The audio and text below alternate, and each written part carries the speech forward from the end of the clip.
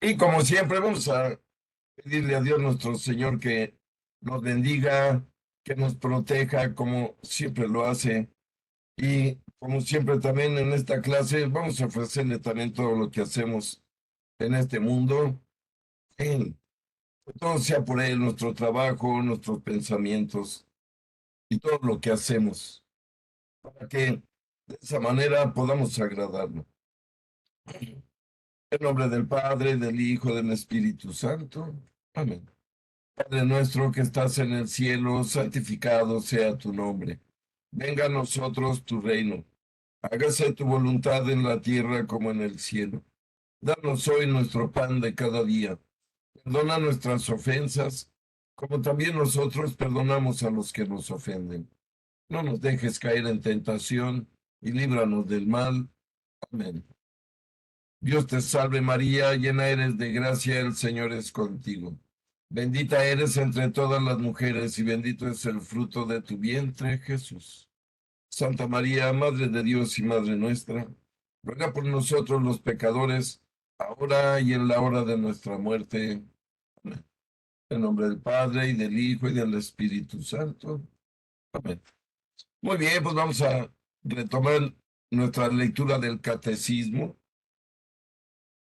recordando que en nuestra clase pasada el chamuco metió la cola y nos cortó la clase. De cualquier manera la voy a compartir con ustedes en internet. Quedó un poco con defectos, pero lo importante es la información que sí quedó ahí. Quedó con otra velocidad, pero bueno, ustedes van a comprender y disculparme. Ahí va, fue la pequeña clase que alcancé a grabar. También se las voy a compartir para que quede completo el catecismo, que no falte ningún numeral.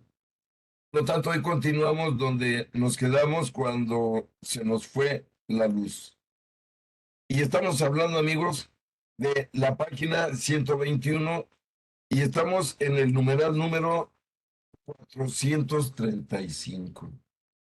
Y les recuerdo que estamos precisamente interpretando lo que nos dice el catecismo sobre la Trinidad, en este caso, sobre Jesús, que ya definíamos el nombre completo de nuestro Señor y Maestro, que también es día de él hoy. Él es el Maestro de Maestros. Por lo tanto, también felicidades, Señor, por ser nuestro Maestro eterno. Y decíamos que Isaías un día predijo en su profecía que la doncella iba a tener a un hijo y le iba a poner como nombre Emanuel. Que ya decíamos que ese nombre quiere decir Dios entre nosotros. Pero cuando nace el niño, Gabriel, el arcángel, en nombre de Dios, le dice a José, le vas a poner Jesús. Y veíamos, amigos, que la palabra Jesús quiere decir el que salva, el Salvador. Porque ya lo hemos dicho varias veces, que la única intención de Jesús de venir desde la gloria donde vivía eternamente y mezclarse con nosotros y recibir toda la injuria, la suciedad que le ofrecimos de regreso, fue por salvarnos. La intención de el Hijo es salvar a los hombres. Pero a quién, a quien quiera. Se parece una respuesta simple, pero no lo es. Recuerden que Jesús cuando nos llama dice, aquel que me quiera seguir, primero niéguese a sí mismo. Es decir, quítese primero sus defectos, sus vicios, sus malas actitudes. Y entonces sí, dice Jesús, tomen su cruz de cada día y sígame. Esa es la invitación. Por eso, don San Pablo habla de que nos dice, no se equivoquen, ni los borrachos, ni los abusadores, ni los adúlteros, ni los homosexuales, ni los afeminados, ni los, eh, dicen los, perdón, ni los violadores entrarán al reino de los cielos, dice. Está en 1 Corintios capítulo 6. Pero luego dice algo San Pablo que es fundamental. Dice, pero ya sé que muchos de ustedes fueron de esos. Es decir, eran borrachos o eran pendencieros o violadores o ladrones o avaros, ¿verdad? Que es otra palabra que no me acordé.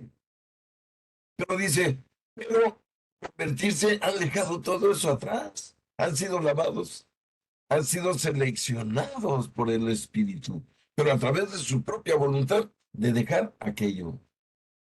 Y eso es de lo que estamos hablando, eso vino Jesús a salvarnos, no importa en qué condición estoy en el momento que me entero de esto, pero a partir de ese momento tengo todo para salvarme. Claro, hay que hacer sacrificios adentro, hay que sacrificar nuestras tendencias, nuestros vicios, nuestras malas actitudes, aquello que hacemos a escondidas pensando que Dios no nos ve. Y hemos dicho que eso es imposible. No nos podemos ocultar de Dios. Por lo tanto, hay que aceptar este Salvador. Miren que su única intención es salvarme a mi Jaime Hernández. Lo digo en persona. Cada uno de ustedes ponga su nombre y así interprétenlo. Y por eso aguantó latigazos y patadas y escupitinas y orines y ser clavado como una mariposa en un palo. Pues sabía que los iba a vencer a todos, ya lo hemos dicho con la resurrección. Nos invita a que esa venida, ese sacrificio tan grande del Dios hombre, no sea en vano. Por lo menos en mi Jaime Hernández. Cada uno ponga su nombre. Bueno, vamos a continuar, amigos, en el numeral número 435. Y dice, el nombre de Jesús está en el corazón de la plegaria cristiana. Todas las oraciones litúrgicas se acaban con la fórmula Dominum Nostrum Jesum Christum, que quiere decir en español, nuestro Señor Jesucristo. Pero ya contestamos, amén. El Ave María culmina en, y bendito es el fruto de tu vientre, Jesús. La oración del corazón en uso en Oriente, llamada oración a Jesús, dice, Señor Jesucristo, Hijo de Dios, ten piedad de mí, pecador. Numerosos cristianos mueren con Santa Juana de Arco, teniendo en sus labios una única palabra, Jesús. Miren, esto ha ocurrido muchas veces. Y la última, que además es conmovedora, la expresó nuestro querido Benedicto XVI. Miren, sus últimas palabras fueron, Jesús, yo te amo. Es lo último que pronunció. ¿Por qué? Porque fue un agradecimiento al final de toda la vida. Sí, mi Salvador, yo te amo. Traté de agradarte como me lo pediste. Pero luego viene, amigos, la palabra que significa nuestro Señor Jesucristo, que es precisamente la de Cristo. Jesús es el Cristo. Y por eso ya después juntamos las dos palabras y decimos Jesucristo. Miren, dice sobre la palabra Cristo, numeral 436. Cristo viene de la traducción griega del término hebreo Mesías, que quiere decir ungido, pasa a ser nombre propio de Jesús porque él cumple perfectamente la misión divina que esa palabra significa. En efecto, en Israel eran ungidos en el nombre de Dios los que le eran consagrados para una misión que habían recibido de él. Este era el caso de los reyes, de los sacerdotes y excepcionalmente de los profetas. Este debía ser por excelencia el caso del Mesías que Dios enviaría para instaurar definitivamente su reino. El Mesías debía ser ungido por el Espíritu del Señor, a la vez como rey y sacerdote, pero también como profeta. Jesús cumplió la esperanza mesiánica de Israel en su triple función de sacerdote, profeta y rey.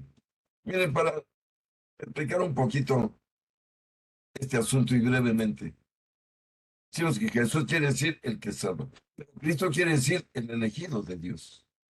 Eso quiere decir la palabra Cristo.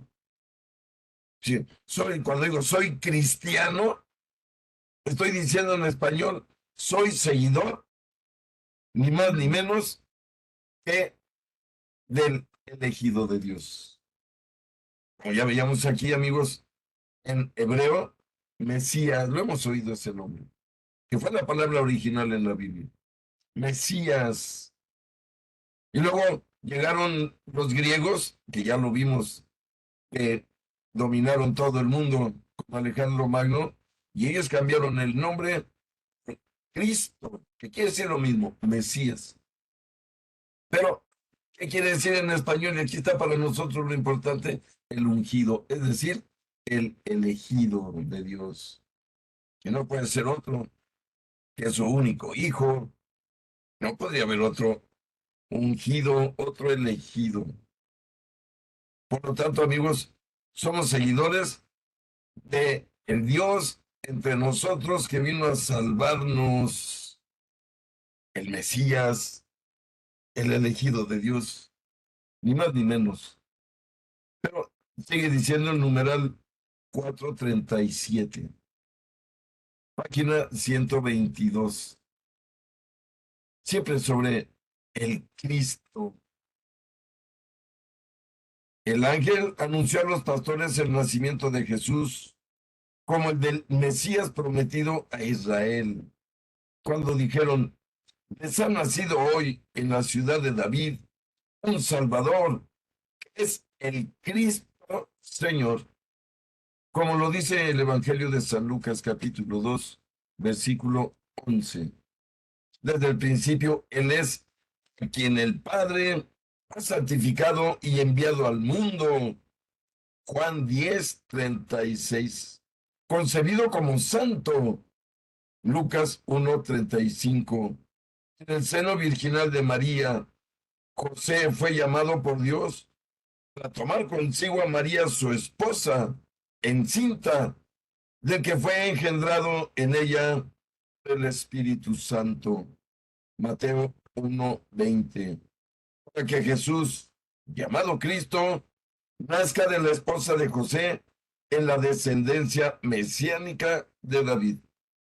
Mateo 1:16. Recuerden que el Mesías no podía venir de cualquiera de las tribus de Israel. Por supuesto que no. El Mesías tenía que venir de la tribu de Judá, de la descendencia de David, de Salomón. No podía ser no podía venir de un hijo de Rubén, o de un hijo de José, o de un hijo de Leví. No, el Mesías tenía que venir de Judá. El hijo preferido después de José, de su padre Jacob, es decir, Israel. Recuerden que cuando hablamos de Jacob, estamos hablando de Israel, es la misma persona. El país tomó su nombre simplemente. Un día se le apareció Dios a Jacob y le dijo, ya no te llamarás Jacob a partir de hoy. Desde hoy te llamarás Israel. Está en el libro del Génesis. Pero es el mismo. Por eso hablamos que Jesús viene de Israel y viene de Judá y viene de David. Y miren, estamos hablando de la genética, igual que hoy en día. Esto se ha comprobado con exámenes genéticos y del genoma. O sea, no podía ser de otra manera. Por lo tanto, el Mesías estaba anunciado y se cumplió. Incluso hasta biológicamente, podemos decirlo con toda certeza. Pero sigue diciendo, amigos, el 438. La consagración mesiánica de Jesús manifiesta su misión divina. Por otra parte, esto es lo que significa su mismo nombre, porque en el nombre de Cristo está sobreentendido el que ha ungido, el que ha sido ungido y la unción misma en la que ha sido ungido. El que ha ungido es el Padre, el que ha sido ungido es el Hijo, y lo ha sido en el Espíritu, es la unción. Su eterna consagración mesiánica fue revelada en el tiempo de su vida terrena, en el momento de su bautismo por Juan, cuando Dios le ungió con el Espíritu Santo y con poder. Hechos 10:38, para que él fuese manifestado a Israel. Como le dice San Juan en su Evangelio capítulo 1, versículo 31. Como su Mesías, su obra y su palabra lo dieron a conocer como el Santo de Dios.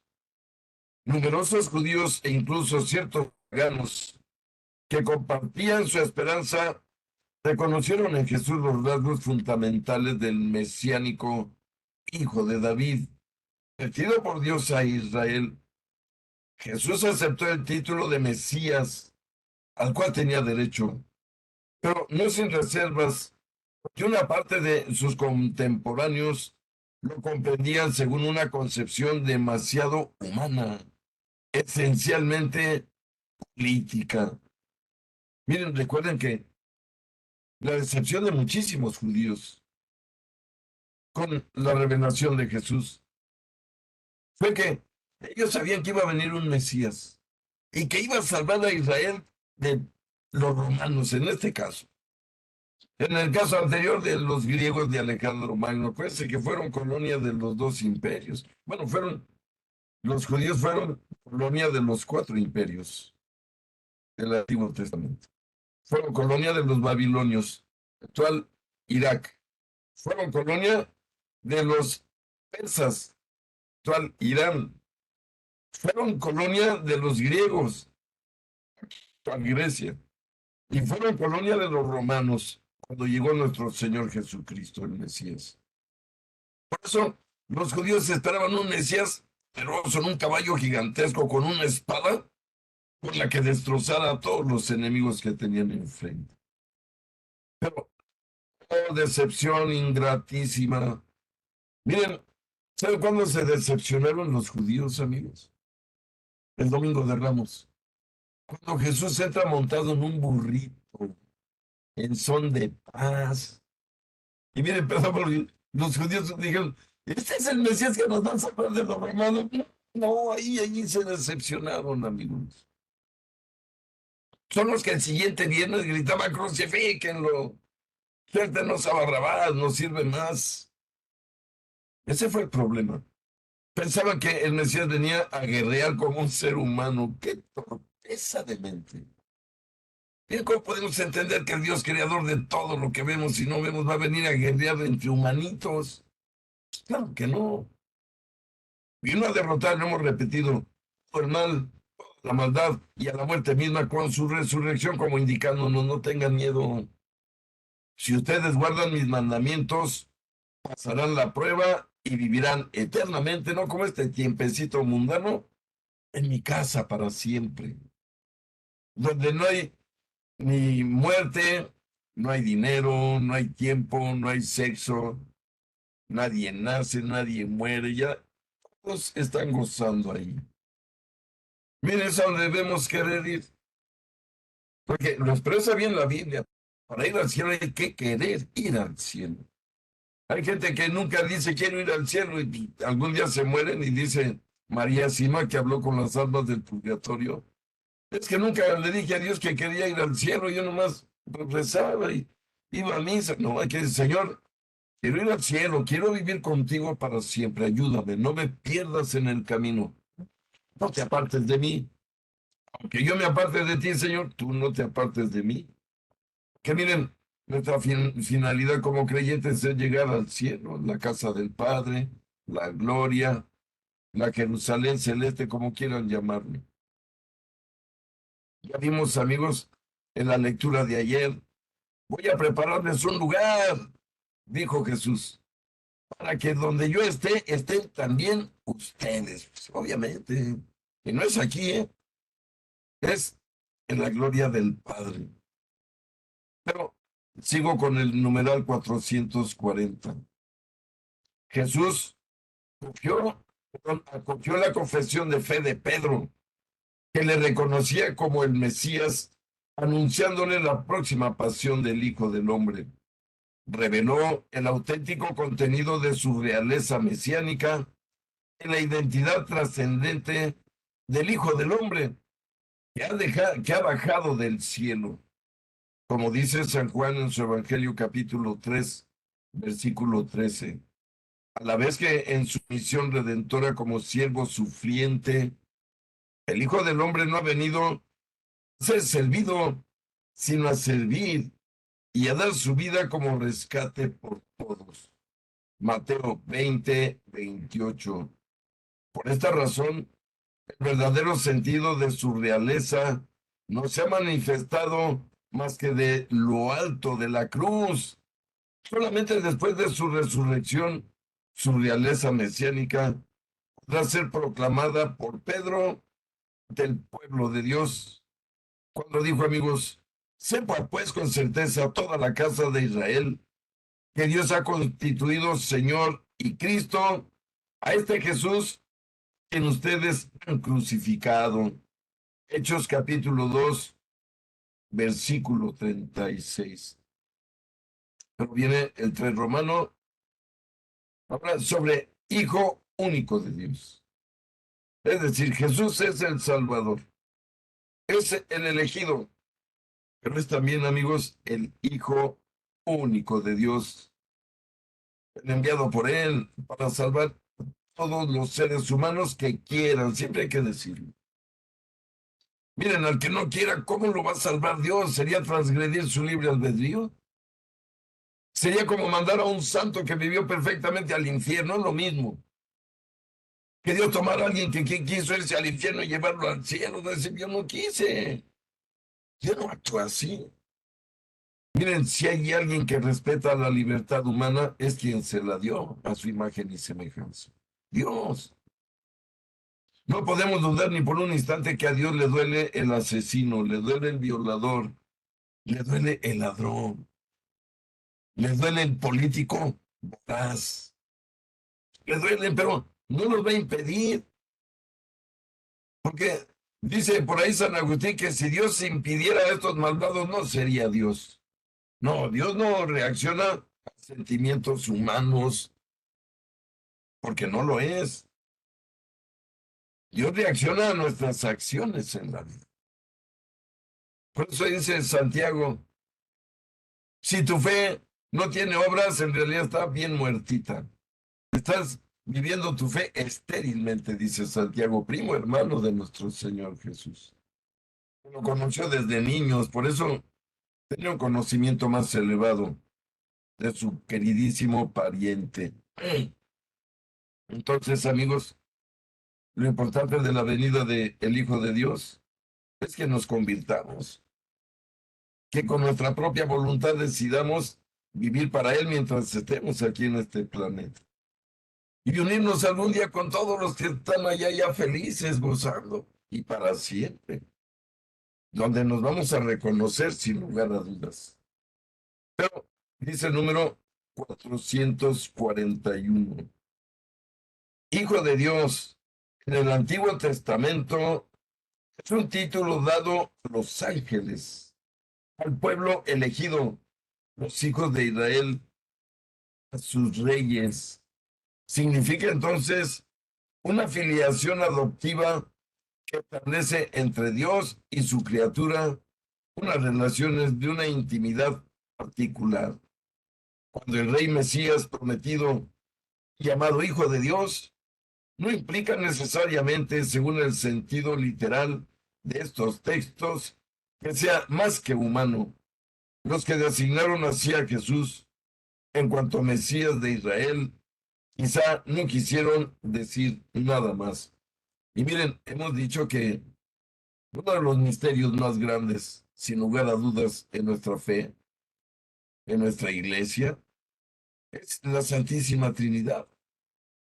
De hecho, es el misterio más grande que profesamos, amigos. No hay un misterio más grande que la Santísima Trinidad. Y encontramos que el segundo misterio más grande es la Sagrada Eucaristía. Son misterios grandísimos que la mente humana a veces no alcanza a captar, pero que realidad forman parte de lo que llamamos nuestra religión. ¿Por qué? Porque el Hijo es el Padre, el Hijo es el Espíritu Santo, el Espíritu Santo es el Hijo es el Espíritu Santo, el Padre es el Espíritu Santo. Ese es el gran misterio. O sea, cuando hablamos de Jesús, en realidad siempre, eternamente tenemos que hablar, amigos, ni más ni menos de que la Santísima Trinidad ejecutó las obras ya en el mundo, como un ser humano, con el poder, con toda la fuerza y con todo el poder del Creador de todas las cosas. Esto es de verdad sorprendente, porque entendemos que la Trinidad está manifiesta en todas las obras, que ha manifestado en la Escritura y fuera de ella. Y miren, la Santísima Trinidad está presente en nuestra vida, en la misa y en todos lados. Como ven en la obra que les comparto, que se llama La Disputa del Sacramento. Es una obra de Rafael Sanzio, el gran pintor. Tenemos una calle en Guadalajara que lleva su nombre. Este gran pintor tiene grandes obras en el Vaticano. Esta es probablemente la más grande. Como podrán ver, aquí está el Padre, el Hijo, el Espíritu Santo, todos representados en la Eucaristía y toda la iglesia presente en el cielo y en la tierra. Es hermoso, miren. En el cielo los apóstoles, María junto a su Hijo, el Padre, los ángeles, los arcángeles. Pero en la tierra, miren, los apóstoles, los sacerdotes, los obispos, los fieles. Esto es algo de verdad fundamental en nuestra fe. Por eso cuando leemos esto entendemos que Jesús es la Santísima Trinidad en persona. Por lo tanto, hablamos de la Santísima Trinidad en todo momento. Y dice, amigos, el número 442. 443, perdón. No, perdón, 444. Los evangelios narran en dos momentos solemnes el bautismo y la transfiguración de Cristo, que la voz del Padre lo designa como su Hijo amado. Mateo 3, 17 y 17:5. Jesús se designa a sí mismo como el Hijo único de Dios. Juan 3:16. Y afirma mediante este título su preexistencia eterna.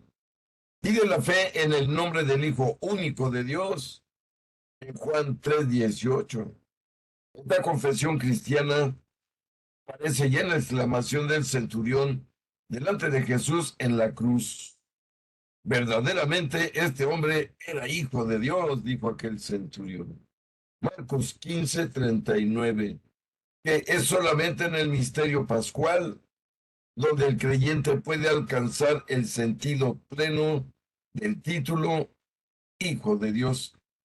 Después de su resurrección, su filiación divina crece en el poder de su humanidad glorificada, constituido Hijo de Dios con poder, según el Espíritu de Santidad, por su resurrección de entre los muertos. Como dijo San Pablo en Romanos capítulo 1, versículo 4. Los apóstoles podrán confesar, hemos visto su gloria, gloria que recibe del Padre como Hijo único, lleno de gracia y de verdad. Juan capítulo 1, versículo 14. Pero tenemos también, amigos, que Jesús en el fondo también es Señor. Es otro título que debemos darle y que le daban. ¿Se acuerdan ya los apóstoles? Señor, debemos hacer esto, debemos hacer lo otro. Porque en efecto, Jesús es Señor y lo será eternamente. Porque precisamente es la imagen del Padre aquí en la tierra. Bien, ¿cómo decir? ¿Cuál es la imagen del Padre? La de Jesús, para entenderlo rápido. La imagen del viejito canoso que nos presenta Isaías es una imagen para separar mentalmente al Padre del Hijo y del Espíritu Santo.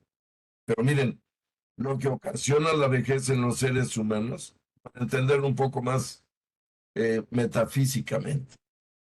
Lo que produce, por ejemplo, las arrugas, la vejez, el encorvarnos, el enfermarnos, el que nos mutilen miembros ya al final de nuestras vidas, es lo que se llama la corrupción del mundo. Pero, miren, todos los que están en el cielo están en su impronta perfecta, para que entiendan, es un misterio.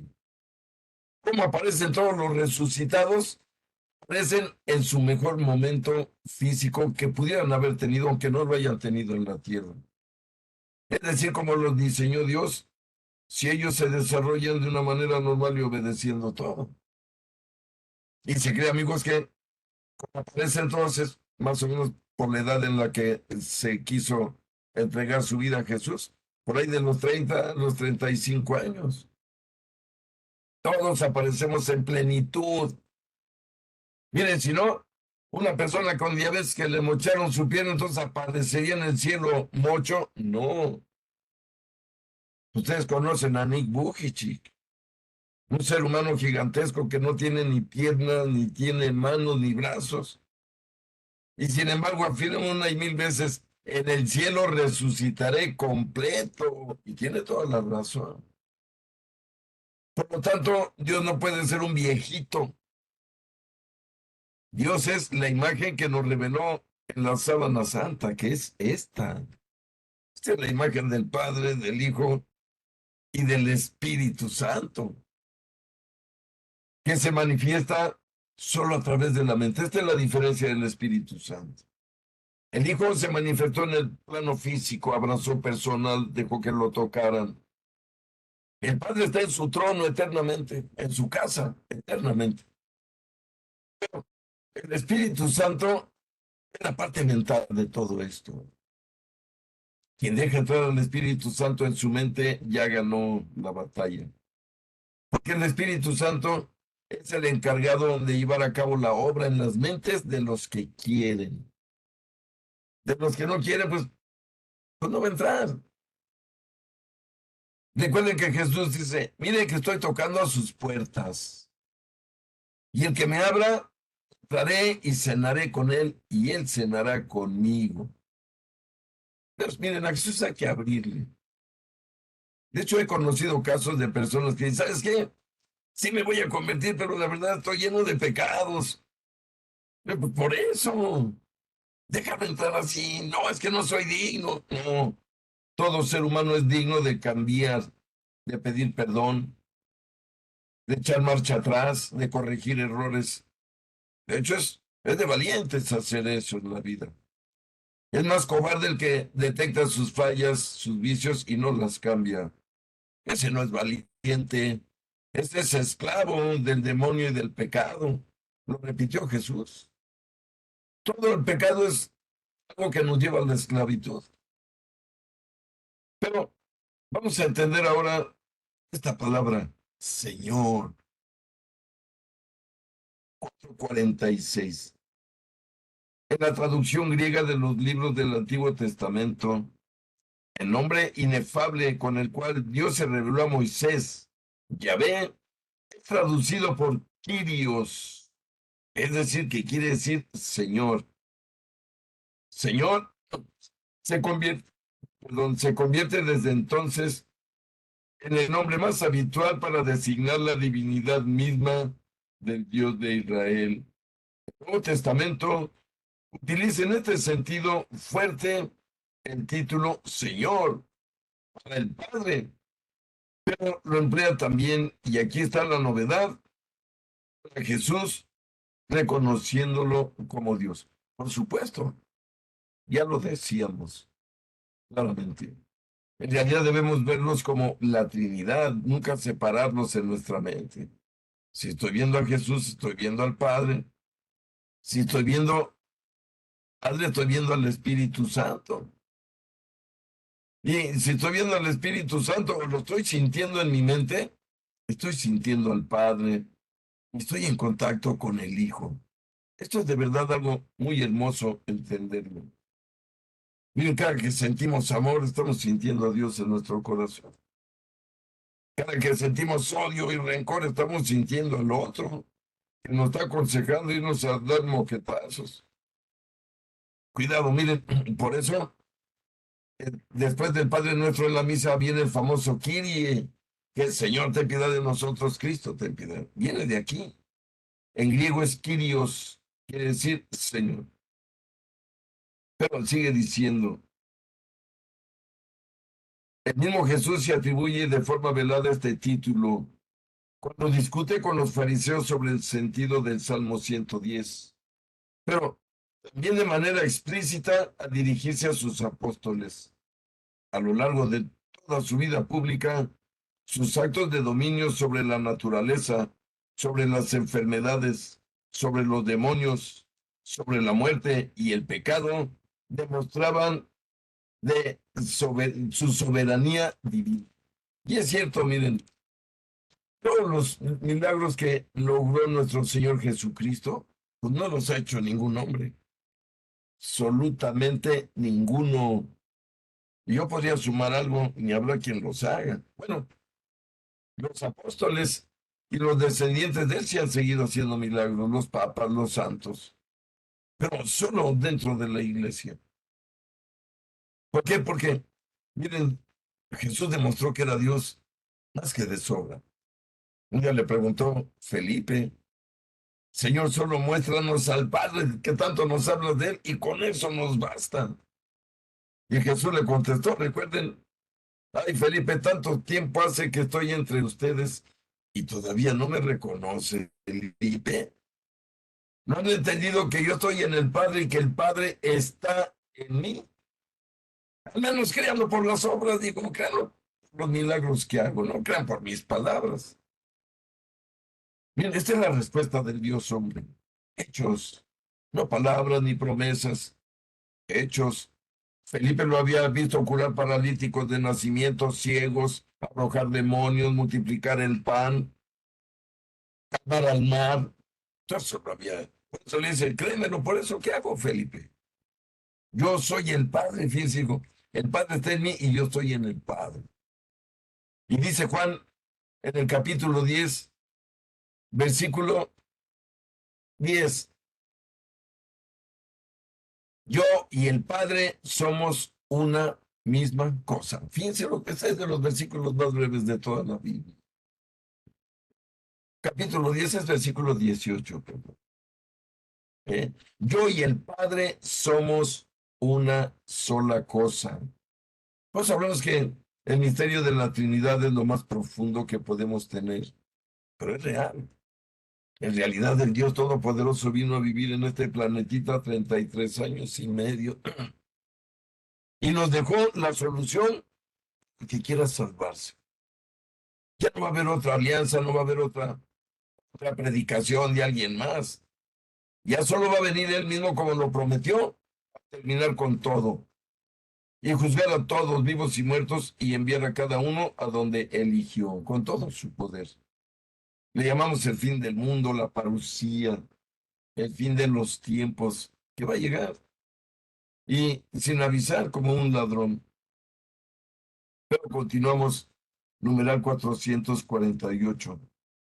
Con mucha frecuencia, en los evangelios hay personas que se dirigen a Jesús llamándole Señor. Este título expresa el respeto y la confianza de los que se acercan a Jesús y esperan de él socorro y curación. Bajo la moción del Espíritu Santo, expresa el reconocimiento del misterio divino de Jesús. En el encuentro con Jesús resucitado, se convierte en adoración. Señor mío y Dios mío. Palabras de Santo Tomás el incrédulo, amigos, que cuando vio a Jesús resucitado, está en Juan 20:28, entonces dijo, Jesús mío y Dios mío. Miren, quisiera aclarar un poquito ese hecho, porque es impresionante. Si ustedes recuerdan la primera vez que se apareció Jesús a los apóstoles, no estaba Tomás con ellos por alguna razón que no sabemos. Cuando le platicaron que Jesús se había aparecido, que estaba vivo y que había resucitado, dijo, no, yo hasta que no meta mi dedo en su llaga y no vean los hoyos en sus manos, no creeré. Entonces, si recordamos este acto, amigos, dice que estaban todos, ahora sí estaba ahí, más, y estaban todos en el cenáculo con las puertas súper cerradas por miedo a los judíos. Y miren, de repente ven pasar a Jesús a través de la pared y se presenta ante ellos. Miren, ¿ustedes creen que Tomás iba a seguir dudando? Por supuesto que no.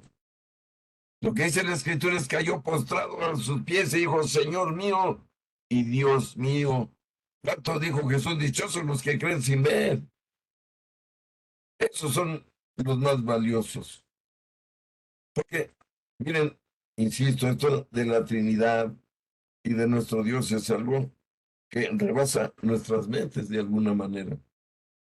Pero, sin embargo, Él nos enseña, nos revela, como estamos viendo todo esto, porque Dios nos lo dejó anotadito, sin errores, ¿eh?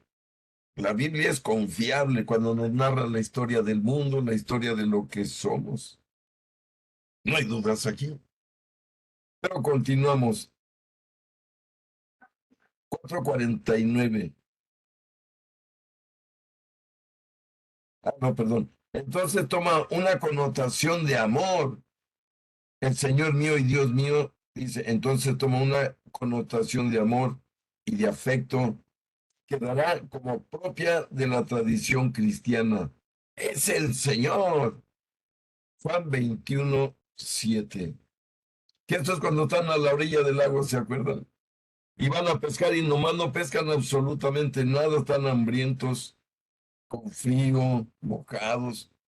Y de repente ven que en la orilla les dice a alguien, echen la red a la derecha. Y entonces echan la red a la derecha y ahora ya no pueden con los peces que estaban pescando con sus redes. Y entonces Juanito, el discípulo amado, descubre que es el Señor. Y le dice a los demás, es el Señor. Y entonces recuerden que San Pedro al oír eso, se pone algo encima porque andaba desnudo en la pesca y se va nadando para encontrar al Señor. Dice, los demás se fueron en la barca, no quisieron mojarse y nadar. Pedro, al saber que era el Señor, se fue. Ya cuando llegaron los demás, Pedro tenía rato abrazando al Señor en la orilla. Continúa en el 4:49, atribuyendo a Jesús el título divino de Señor. Las primeras confesiones de la fe de la Iglesia firman desde el principio el poder, el honor y la gloria debidos a Dios Padre, convienen también a Jesús, porque Él es de condición divina, como lo dice Filipenses, es decir, San Pablo, Filipenses 2:6, y porque el Padre manifestó esta soberanía de Jesús, resucitándolo de entre los muertos y exaltándolo su gloria. Y esto es muy impresionante. Miren, en Filipenses, versículo 2:6, es donde dice que Jesús, siendo Dios, no quiso abusar de ser Dios.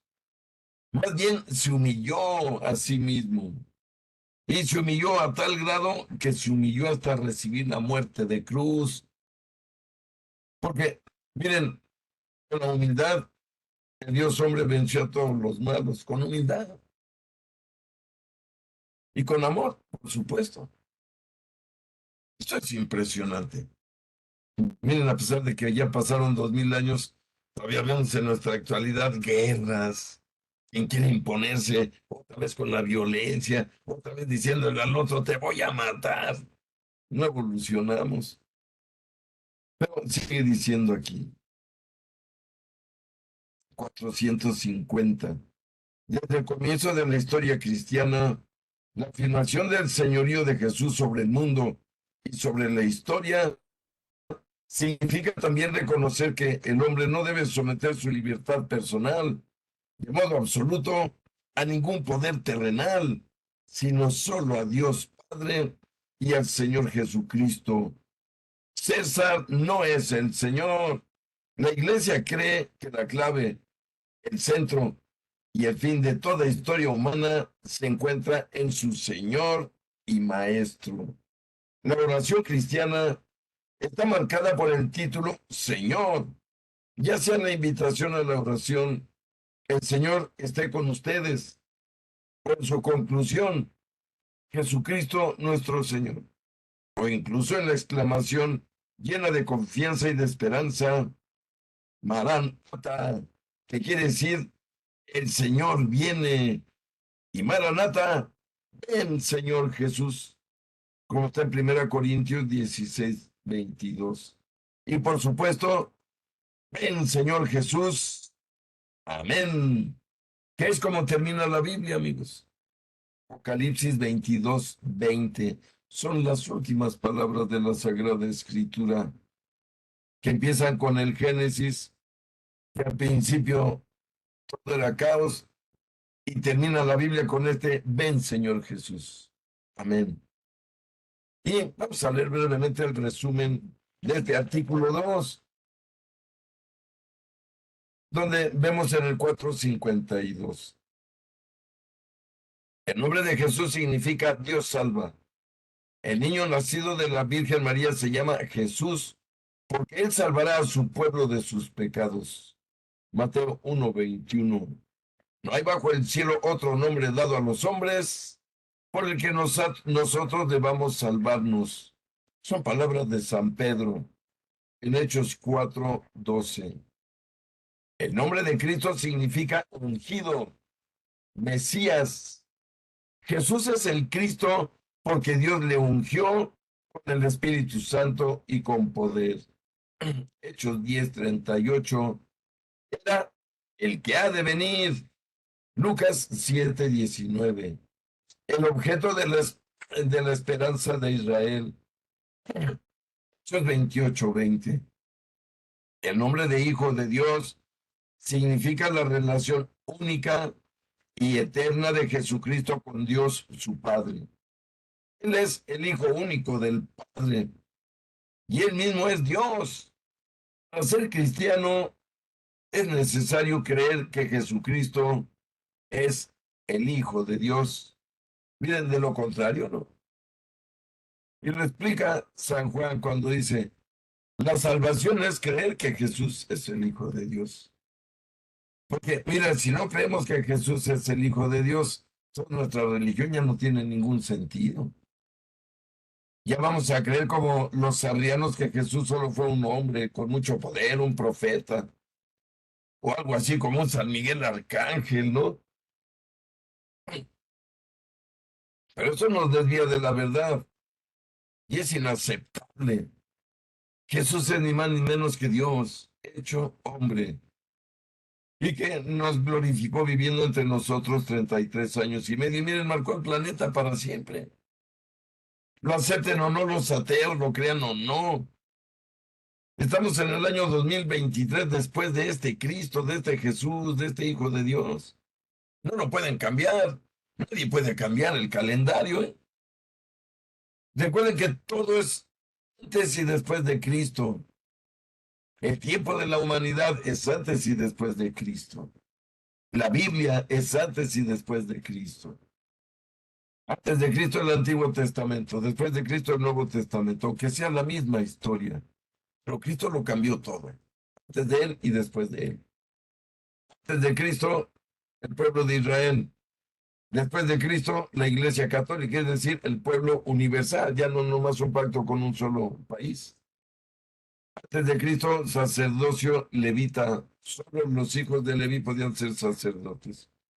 Después de Cristo, sacerdocio universal, donde ahora ya Dios va a tomar sacerdotes de todas las naciones, de todo. Todo cambió, amigos. También hemos dicho, ojalá sea también un cambio en nuestra vida. En nuestra vida también debe haber un antes de Cristo y después de Cristo. Un antes de Cristo cuando no me importaba, cuando no lo tomaba en cuenta, cuando ni en el mundo lo hacía. Y después de Cristo cuando intento desde ese momento ya no desagradar. Aunque seguimos siendo pecadores. Si la conversión no nos hace perfectos, nos hace subirnos al riel del camino que va al cielo.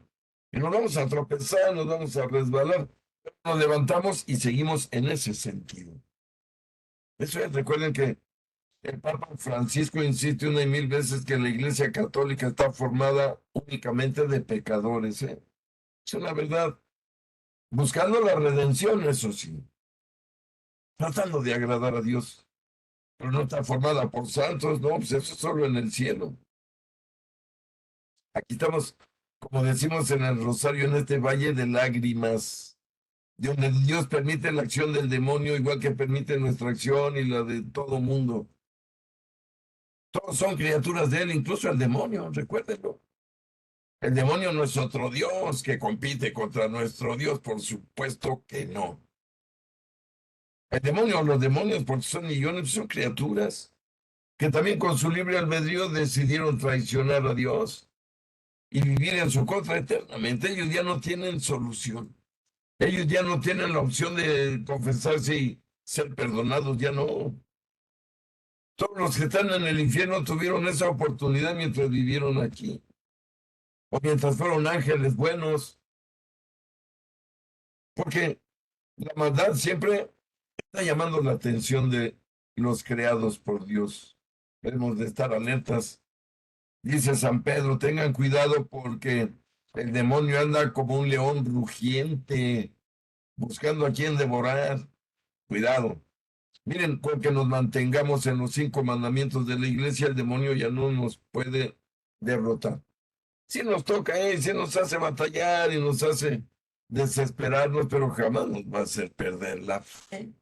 Como pasa con los débiles que se los lleva con él, ofreciéndoles dinero, ofreciéndoles soluciones rápidas para un problema totalmente terrenal y mundano.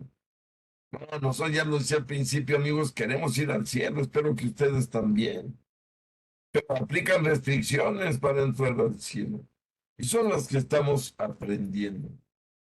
Para agradar a Dios y decirle que lo amamos, solo hay una manera, obedeciéndolo, guardando sus mandamientos. Lo leyó ayer el sacerdote en la misa, acuérdense. Aquel que me ama es el que guarda mis mandamientos, no el que me dice, Señor, Señor. Ojo, a Dios poderoso, omnisciente, que sabe lo que hay en nuestra mente perfectamente. No podemos mentirle. Es un error garrafal. Pero dice el número 455 en el final de este resumen. El nombre del Señor significa la soberanía divina. Confesar o invocar a Jesús como Señor es creer en su divinidad. Nadie puede decir Jesús es Señor, sino por influjo del Espíritu Santo. Primera Corintios, capítulo 12, versículo 3. Pero iniciamos ahora, amigos, el artículo 3 de este catecismo. Párrafo número 1. No, nos habla que Jesucristo fue concebido por obra y gracia del Espíritu Santo y nació de Santa María Virgen. Bien, esto es algo real. Ahora vamos a hablar precisamente, amigos, de la encarnación. Ni más ni menos.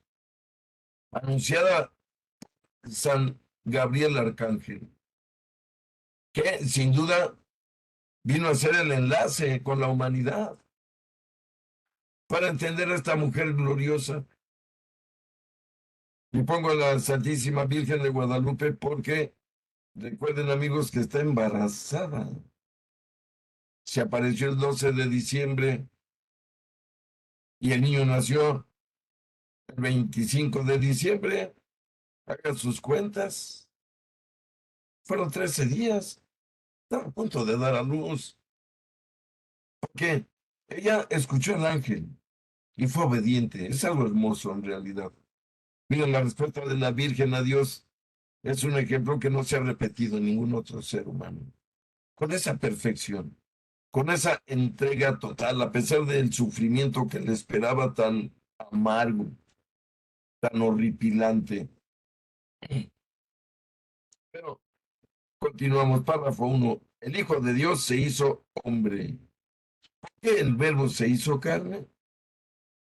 Con el credo niceno-constantinopolitano respondemos confesando, nosotros los hombres y por nuestra salvación bajó del cielo y por obra del Espíritu Santo se encarnó de María la Virgen y se hizo hombre. El Verbo se encarnó para salvarnos, reconciliándonos con Dios. Dios nos amó y nos envió a su Hijo como propiciación por nuestros pecados. Primera de Juan, capítulo 4, versículo 10. El Padre envió a su Hijo para ser Salvador del mundo. Primera de Juan, capítulo 4, versículo 14.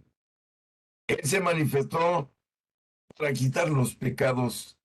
Primera de Juan, capítulo 3, versículo 5. Y decía San Gregorio de Niza, queridos amigos, nuestra naturaleza enferma exigía ser sanada, desgarrada, ser restablecida, muerta, ser resucitada. Habíamos perdido la posesión del bien. Era necesario que se nos devolviera. Encerrados en las tinieblas, hacía falta que nos llegara la luz. Estando cautivos, esperábamos un Salvador. Prisioneros, un socorro. Esclavos, un libertador. ¿No tenían importancia estos razonamientos? ¿No merecían promover a Dios al punto de hacerle bajar hasta nuestra naturaleza humana, a visitarla, ya que la humanidad se encontraba en un estado tan miserable y tan desgraciado? Bien, esa es la realidad. Recuerden que el pueblo judío falló en su relación con Dios nuestro Señor. Le dio la espalda, los reyes se fueron atrás del mundo y sus apetencias, los sacerdotes traicionaron el culto y el pueblo se fue atrás de otros dioses. Eso no pudo, ni puede, ni podrá quedar impune ante nuestro Dios Todopoderoso, que nos dice que el hecho de cambiarlo por otro Dios hecho por hombres no lo va a perdonar ni en esta vida ni en la otra. Lo explica. Porque hay ofensas al Espíritu Santo que no se perdonarán ni en esta vida ni en la otra. Miren, si alguien confunde al Dios único y verdadero con un Huitzilopochtli, con un Zeus, con un Krishna, con una Santa Muerte, pues no pueden ofenderlo más gravemente que confundirlo con un objeto creado por una de sus criaturitas, insignificantes pero muy amadas. Es una traición grave a Dios. Esto es lo que incurren también muchas sectas, que deforman la figura de Jesús y la enseñan deformada. Hablo, por ejemplo, la luz del mundo, los testigos de Jehová, los mormones, caen en esa misma rama. Están fuera. Están enseñando a otro Dios que no existe. Para empezar, ellos no creen que Jesús es Dios.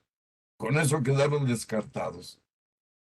Entonces, enseñan un Jesús que no es Dios, imagínense. Un día llegó un testigo de Jehová. Claro, yo ya sabiendo perfectamente estas cosas. Y me dice, mira, te quiero enseñar a leer la Biblia. Te vengo a traer a Jesús a tu casa, me dijo.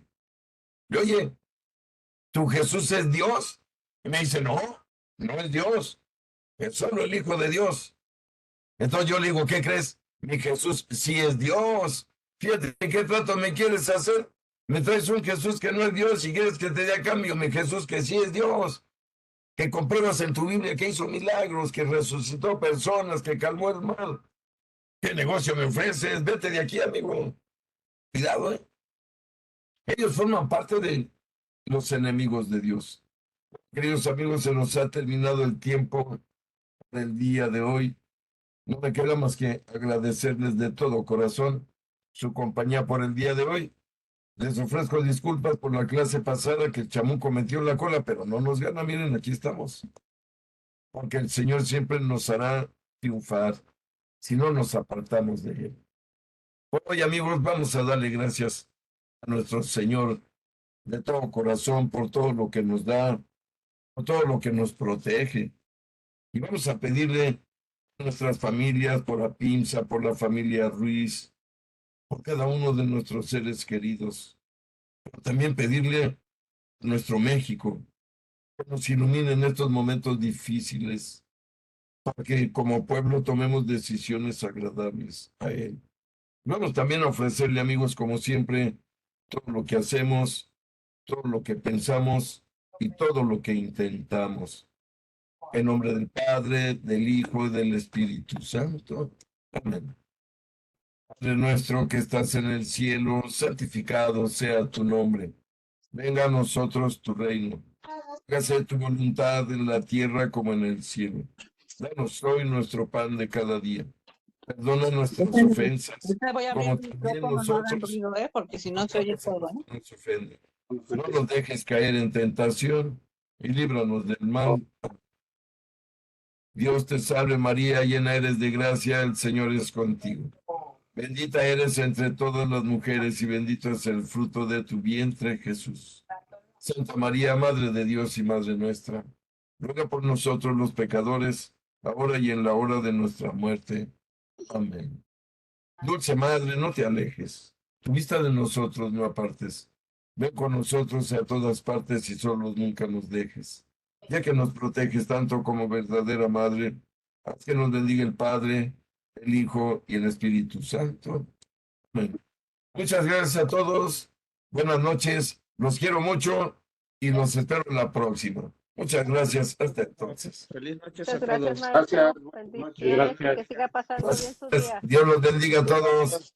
Gracias y Gracias, buenas noches. maestro. Gracias por todo. Bye. Buenas noches, maestro Jaime, un abrazo. Gracias, Gracias. maestro. Bendiciones. Gracias. Buenas noches bye. a todos. Buenas noches. Bendiciones. Buenas noches.